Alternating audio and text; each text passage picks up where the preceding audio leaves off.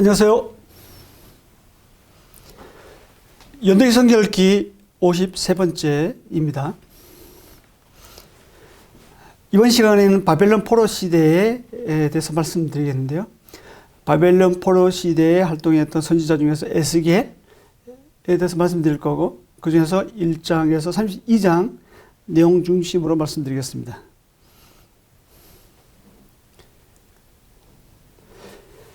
에스겔서 저자에 대해서 한번 살펴보겠는데요. 에스겔이나 예레미야 두 사람은 다 제사장 집안 출신입니다. 에스겔서 1장 1절에 보면 30째 해라고 나오고 있습니다. 여기서 30이라는 숫자는 에스겔의 나이로 추정됩니다. 민수기 4장 3절에 따르면 레위 사람들은 30의 제사장 일을 하기 시작했습니다. 하지만 에스겔은 바벨론에 사로잡혀 있었기 때문에 더 이상 제사장 일을 할 수가 없었죠.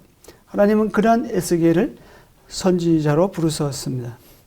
에스겔은 제사장 집안 출신이었기 때문에 제사장의 사고 또 행동, 표현 방식을 잘 알고 있었을 것입니다.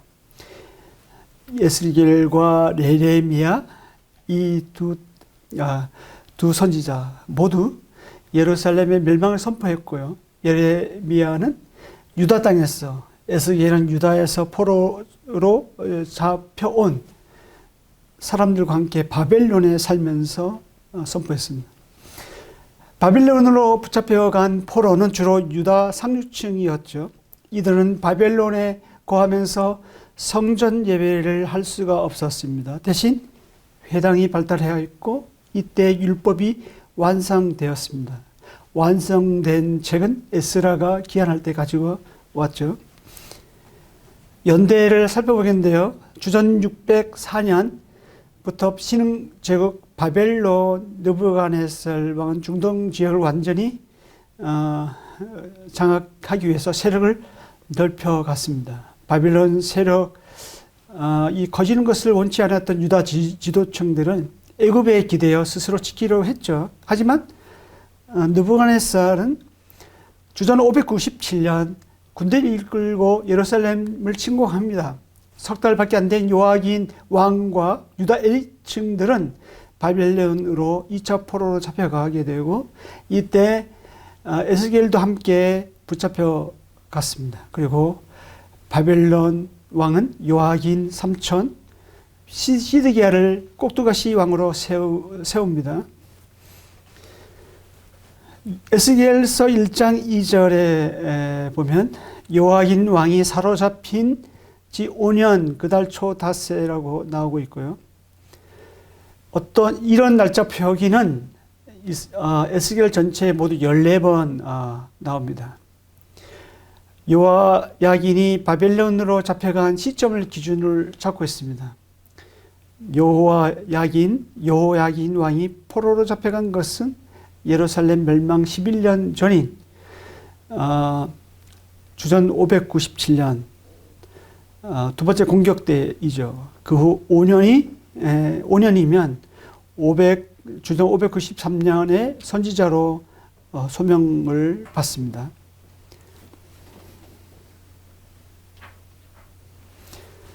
에스겔은 주전 593년 바벨론에서 선지자로 부름을 받고 그 다음에 주전 571년까지 22년간 활동을 합니다. 에스겔은 선지자와 파수꾼으로 부르심을 받았습니다. 에스겔의 주요 내용입니다. 에스겔은 크게 32장에서 나누어지는데요. 1장에서 32장까지는 하나님 심판 말씀이 나오고 있고 24장까지는 유다 심판, 25장에서 32장은 주변 7국가 심판, 이방민족 심판이죠. 32장에서 48장, 33장에서 48장은 하나님의 위로와 구원 말씀이 나옵니다. 그리고 유다와 이스라엘 회복 말씀을 하고 있고요. 하나님의 심판은 죄로 얼룩진 이스라엘을 새롭게 정화시키는 도구가 되었습니다. 32장까지는 하나님의 영광이 성전을 떠났다가 33장부터 마지막까지는 하나님의 영광이 성전으로 돌아옵니다. 에스겔의 키워드는 성전이라 할 수 있습니다. 주요 내용 도표 아래 부분 보시겠습니다. 에스겔의 사역은 이렇게 32장 기점으로 해서 32장이 주전 586년 멸망할 때인데 그게 두 시기로 나누어지죠. 32장까지는 에스겔은 주전 593년 바벨론에서 부르심을 받고 586년 예루살렘 파괴되기까지 불순종한 백성들의 죄 때문에 하나님이 예루살렘을 멸망할 것을 선포하고 있습니다. 이때 포로로 붙잡혀온 사람들은 하나님이 임재하시는 예루살렘 성전은 빼앗기지 않을 것이라고 생각했고요. 자기들은 곧 기양할 것이라고 기대했습니다. 하지만 에스겔은 이러한 기대와 희망이 잘못되었다는 것을 4장에서 4장부터 24장까지 이제 지적하고 있고요.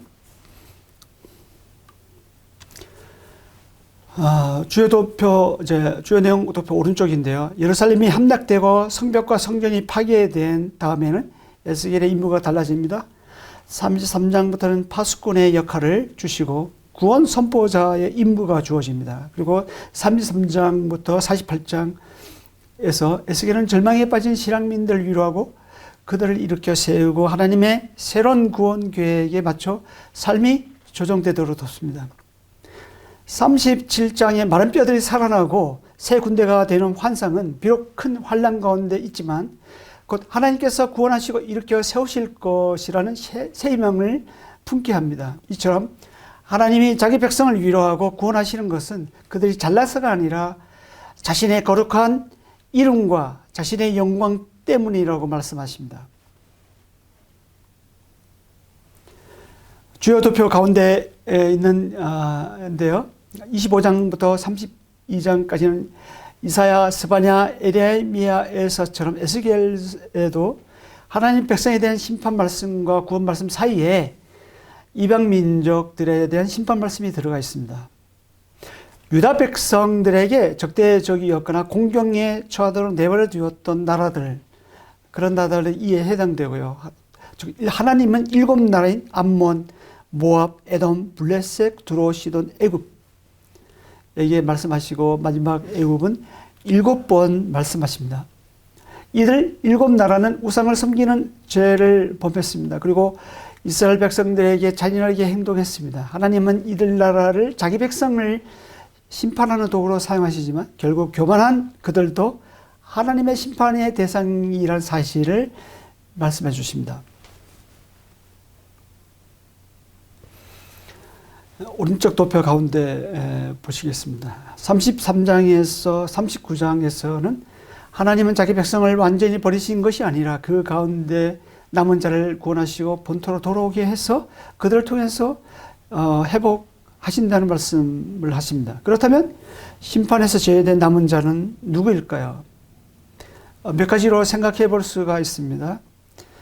첫째, 사도 계층 제사장, 사도 계층의 제사장과 레위 계층의 제사장을 둘 수가 있고요. 두 번째는 예레미야와 그를 따르는 무리를 생각해 볼 수가 있겠죠. 그리고 세 번째는 엘리야 때 발에 무릎 꿇지 않는 7,000명처럼 하나님께서 숨겨놓은 무리일 수가 있습니다. 이 남은 자들은 자신의 잘못을 기억나게 해서 돌이키게 하십니다. 그리고 하나님께서 새 마음과 새 영을 주시고 의롭게 다스리는 다윗 가문의 왕의 통치 아래서 살게 될 것입니다. 하나님은 그들 가운데서 자정에 계시고 새로운 나라를 다스리실 것입니다. 이런 내용이 여기에 담겨져 있습니다. 에스겔서 마지막 8장은 에스겔이 제사장 출신에 어울리게 새 성전과 새 이스라엘 환상이 나옵니다. 에스겔의 회복은 하나님의 영광이 다시 성소에 들어오는 것으로 시작됩니다. 성전 환상의 중요한 것은 재건된 건축물이 아니라요. 하나님의 영광이 성전에 임재하시는 것입니다. 즉 다시금 하나님께서 임재하심으로 인해서 이스라엘은 다시 하나님 백성으로 회복되는 거예요. 그래서 하나님은 이러한 이스라엘을 통해서 온 세계를 회복하시길 원하시는 것입니다. 성전 환상은 수르바벨 성전 에서 일부 성취가 되었지만요. 궁극적으로는 예수님과 교회에서, 그리고 요한계시록 21장 22장인 새 예루살렘에서 성취가 됩니다. 그래서 하나님이 성도 안에 거하실 뿐만 아니라 성도는 하나님 안에 거하게 되겠죠. 한 가지 우리가 기억할 것은 하나님이 자기 백성들 가운데 거하시고 항상 함께 하신다는 것입니다. 이런 하나님의 임재를 경험하게 될 때 우리의 예배가 회복되고요. 하나님의 주권이 회복됩니다. 우리가 하나님의 임재 경험하는 게, 하나님께 나와 함께 하신다는 걸 경험하는 게 얼마나 큰 은혜인지 모르겠습니다. 단락별 본문으로 좀 들어가 보겠습니다. 1장에서 11장 내용을 보시겠습니다.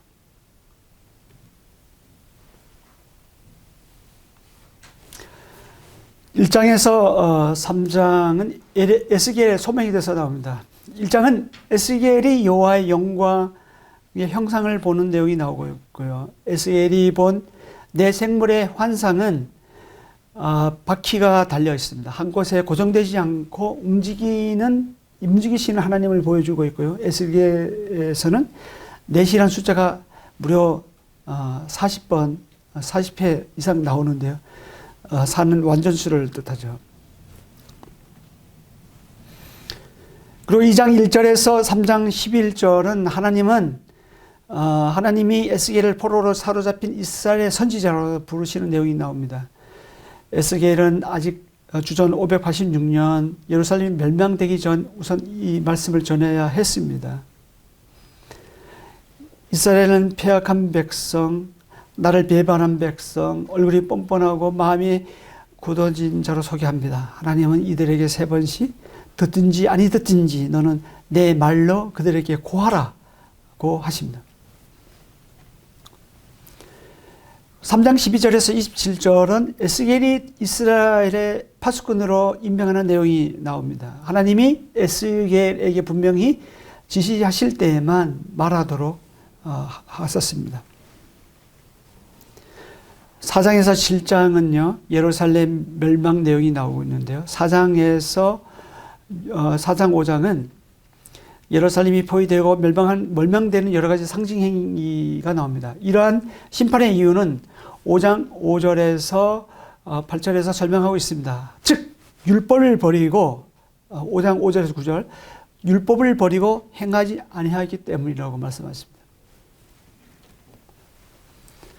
6장은 이스라엘 산들의 종말을 예언합니다. 즉 우상 숭배하던 이스라엘 온 땅이 황폐해질 것이라는 것이죠. 그리고 7장은 이스라엘의 끝이 임박했음을 말씀하십니다. 즉 이스라엘의 교만과 포악으로 대적자들을 일으켜 죄악을 저지른 백성들을 고치겠다는 내용입니다. 그리고 8장에서 11장은 예루살렘 멸망 이유가 나오고 있고요. 하나님은 환상 가운데서 에스겔을 예루살렘으로 데리고 가셔서 우상숭배 온갖 제 실상을 보여주십니다. 그 이유 때문에 벌하신다고 하시고 있고요.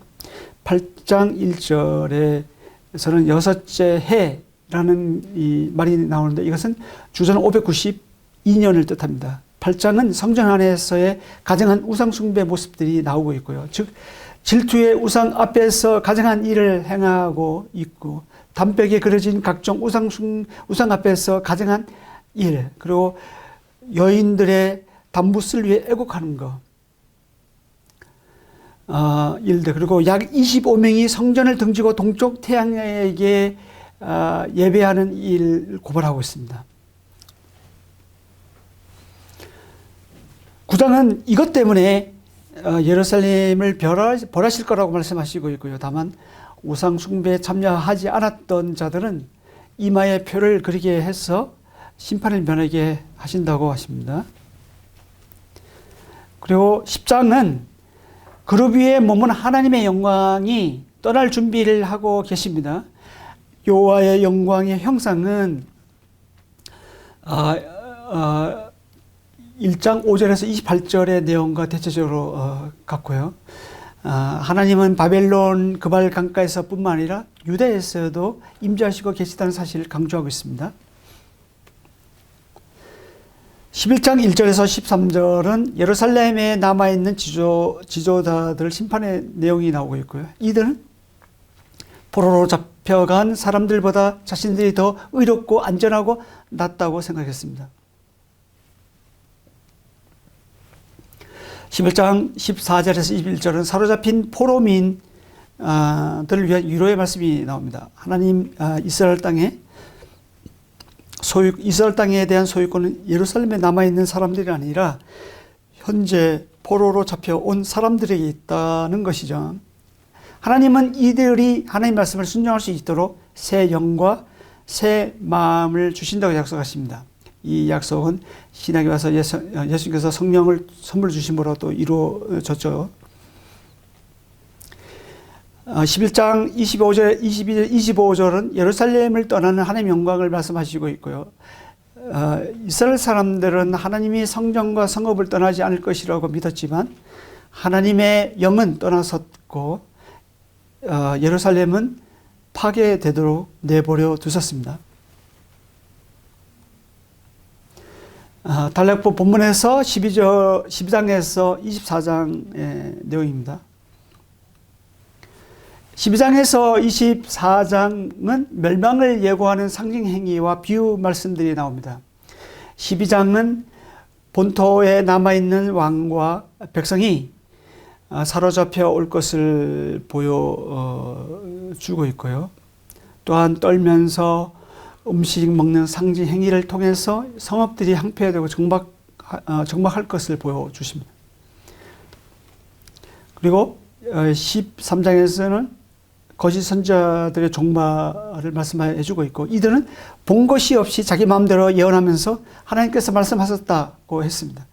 또한 허탄하고 거짓된 점괘를 보면서 사람들에게 자신의 말이 이루어지기를 바라게 했습니다. 14장에서는 우상 숭배자들에게 모든 가증한 우상에서 떠나고 마음을 하나님께로 돌이키라고 회개를 촉구하고 있습니다. 그렇지 않으면 심판을 피할 수 없다고 강조하고 있죠.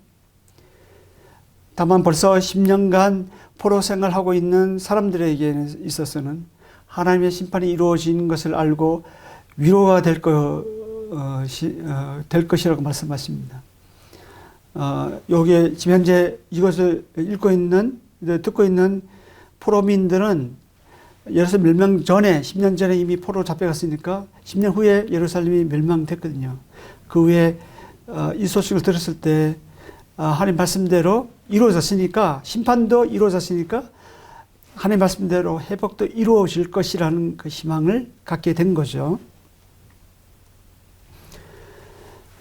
그리고 15장은 쓸모없는 포도나무 비유를 통해서 예루살렘이 황폐하게 될 것이라고 말씀하십니다. 포도나무는 열매가 없으면 땔감에 불과하죠. 그리고 16장은 예루살렘을 여인으로 의인화하여서 배신한 이스라엘을 보여줍니다. 예루살렘은 원래 가나안 이방 성읍이었습니다. 여부수 성읍이었죠. 이 예루살렘이 태어날 때 버림받아 되었습니다. 하나님은 이 버려진 예루살렘을 걷어서 살리고 자라게 했습니다. 그리고 하나님 자신이 그 여인과 결혼해서 왕후 지위까지 올려놓았습니다. 그런데 이 예루살렘이 우상 숭배와 동맹 정책으로 행음했던 것입니다. 그래서 하나님은 배신한 예루살렘을 심판하십니다. 하지만 하나님은 비록 그들이 불신실하지만 자신의 한 약속을 지키십니다. 그래서 그들을 용서하시고 자비를 베푸십니다. 그 일 후에 백성들은 자신이 한 행동을 기억하고 놀라고 부끄러워할 것이라고 하십니다. 이러한 하나님의 신실하심이 오늘날 우리에게도 동일하게 적용됩니다. 은혜죠. 17장에 와서 1절에서 10절은 유다왕 요야기는 백항목 높은 가지로 표현하고 있고, 시드기야 왕은 포도나무, 그리고 바벨론과 애굽은 독수리로 비유하는 내용이 나옵니다. 그리고 17장 11절에서 21절은 그 비유에 대한 해석이 나오고 있고요. 즉 주전 597년에 독수리 느부갓네살은 101명의 높은 가진 요야긴 왕을 장사하는 땅인 바벨론으로 옮겨 심었습니다. 그리고 대신 요야긴의 삼촌 시드기야를 왕으로 앉혔죠. 열왕기하 24장 10절에서 17절에 그런 내용이 나오고 있고요. 그 포도나무인 시드기야는 자랄 수 있었지만 독수리인 바벨론의 지시를 받고 그 날개 아래 머물러야 했습니다. 그런데 시드기야는 다른 독수리인 애국 왕을 의지하여 바벨론을 배반하지만 헛이었습니다. 하나님은 이 비유를 풀이하시면서 예루살렘 멸망은 바벨론 왕을 섬기기로 한 맹세를 지키지 않았기 때문이라고 설명하십니다. 왜냐하면 맹세를 어긴 것은 곧 하나님의 언약을 배반한 거나 다름없기 때문이죠. 17장 마지막 부분인 22절에서 24절은 다윗 가문에서 평화의 왕이 나올 것을 예고하고 있고요. 18장은 개인 책임론과 회개를 촉구하고 하는 내용이 나옵니다. 당시 사회는 아버지가 신포도를 먹었으므로 그의 아들의 이가 시다, 이런 속담이 떠돌았습니다. 이것은 출애굽기 20장 5절 말씀을 잘못 이해해서 선조들의 죄값으로 바벨론에 사로잡혀 와서 부당하게 대접하고 있다고 생각한 것 같습니다. 이 점에서 하나님은 18장 4절에서 범죄하는 그 영혼은 죽으리라고 말씀하셨습니다. 그러면서 하나님의 심판은 개인에게 달려있음을 분명히 하고 계십니다. 또한 한 개인의 죄와 의의 문제는 그 사람이 하나님의 말씀대로 행했느냐 안 했느냐에 달려있다고 말씀하십니다. 따라서 각 사람이 처한 어려운 상황을 통해서 각자 자신을 돌아보고 회개하여 마음과 영을 새롭게 하라고 촉구하십니다. 19장은 유다 왕가를 새끼 잃은 암사사와 불탄 포도나무에 비유하면서요, 유다 왕가 운명에 대해서 애가합니다. 그리고 20장은 이스라엘 역사를 해상하면서 백성들 불순종과 심판, 그리고 그럼에도 불구하고 베푸신 하나님의 은혜에 대해서 말씀하십니다. 20장 1절에 나오는 일곱째 해는 주전 591년을 뜻하고 있고, 즉 에스겔이 부르심을 받은 뒤 둘째 해 여름을 가리킵니다. 8장 1절처럼 포로 중에 있는 장로 여러 사람이 에스겔 앞에 와서 하나님의 말씀을 들으려고 앉았습니다. 하나님은 에스겔을 통해서 애굽에서 가나안까지의 역사를 말씀하시면서 반역과 심판과 하나님의 은혜를 설명하십니다. 애굽에서 우상 숭배했는 내용은 8절과 23장 3절에만 나오는데요. 이스라엘은 애굽에서 또 광야에서 또 가나안 땅에서 하나님의 율례와 규례를 지키지 않았습니다. 대신 우상을 섬김으로 인해서 하나님의 이름을 더럽혔죠. 그런 중에도 하나님은 자신의 거룩한 이름 때문에 그들을 인도하신다고 그 하신 약속을 지켰습니다. 그런데 출애굽기 3장 7절 8절, 그 다음에 출애굽기 6장 6절 8절 이 하신 약속을 지키셨습니다. 그래서 자신이 여호와 하나님인 줄을 알게 하셨습니다. 에스겔서에서 중요한 것은요, 하나님의 거룩하심입니다. 비록 이스라엘이 신실하지 못했음에도 불구하고 남은 자들에게 은혜를 베푸시는 것은 여러 나라 앞에서 자신의 거룩한 이름을 나타내기 위해서라고 말씀하십니다. 그리고 45에서 59절 20장 이것은 불타는 살림의 비유를 언급하시면서 유다와 예루살렘에 내릴 하나님 심판을 말씀하십니다. 21장은 바벨론 왕의 칼을 언급하면서 예루살렘에 닥칠 재난을 예고합니다. 느부갓네살이 예루살렘으로 침공해 들어올 두 길 그리는 상징회의가 나오고 있습니다. 22장에서는 예루살렘 심판 원인인 제목들이 상세하게 고발되는데요. 그들이 하나님을 잊어버렸고 12절에서 하나님을 잊어버림으로 나타난 결과는 어떤 거냐면 우상숭배, 부모 거역, 나그네 고아 가우 학대, 성물들 업신여기고 안식일을 불이행하고 음행하고 근친상간하고 뇌물과 이자 놀이하고 불의하고 선지자들 반역하고 제사장들 자리 이탈하고 지방 유지들의 백성 압제 등으로 나타났습니다. 하나님을 잊어버리니까 또 하나님과 교제가 단절되니까 그로 인해서 나타난 해악들이 이렇게 이런 식으로 고발하고 있고요. 이러한 제약 때문에 예루살렘 성읍은 더럽혀졌습니다. 거룩한 하나님과 교제할 수 없게 되었습니다. 그들이 하나님을 잊어버리니까 하나님은 심판을 통해서 자신을 기억하게 하시는 것입니다. 그리고 자신만이 여호와 하나님이신 줄 알리셨습니다. 특히 17절 22절에 보면 하나님의 심판을 불무에 비유하는데요. 20절에서 22절은 꼭 그 내용이 지옥을 연상케 합니다. 23장은 이제 단정하지 못한 두 자매의 비유를 통해서 사마리아를 오홀라로 나오고 있고, 이제 오홀리바는 예루살렘을 뜻하고 있는데 사마리아와 예루살렘 행음에 대해서 나오죠.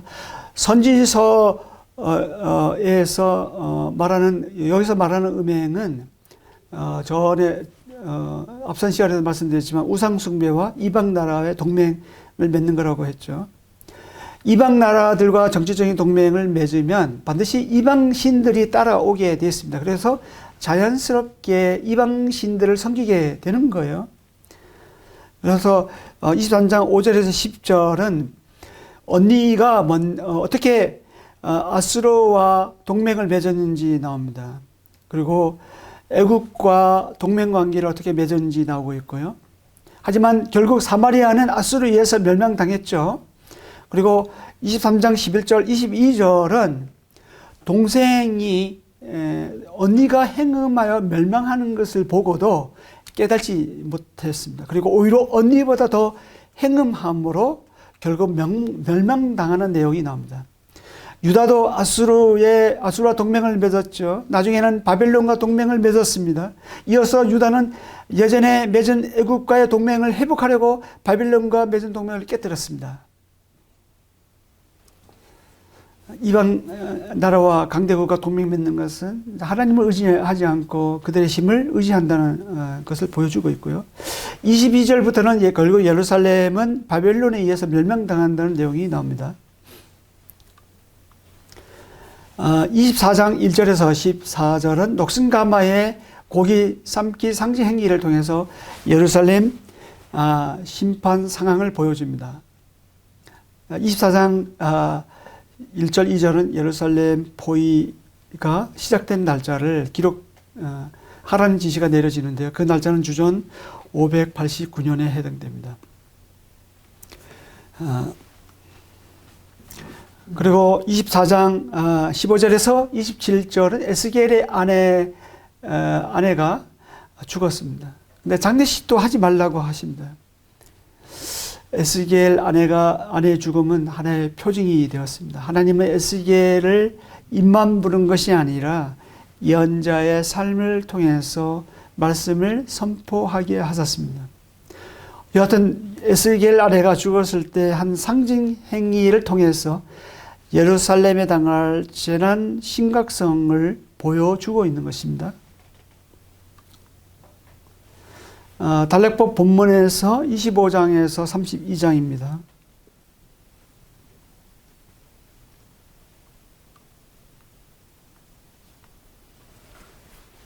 25장에서 32장까지는 이스라엘 주변 이방 민족들 심판 말씀이 나옵니다. 이들은 유다가 공경에 처할 때 방관하면서 기뻐했습니다. 그리고 적대적인 입장을 취했던 일곱 나라들에 대한 심판이 나오는데요. 이 일곱 민족의 심판은 암몬, 모압, 에돔, 블레셋, 두로, 시돈, 애굽의 순서로 나옵니다. 마지막 애굽은 7번이나 말씀하십니다.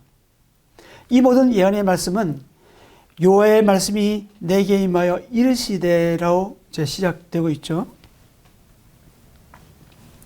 특히 28장 13절, 12절에서 19절은요, 28장 12절, 19절은 두로 왕에 대한 애가로서 두로 왕의 종말을 예고하고 있습니다.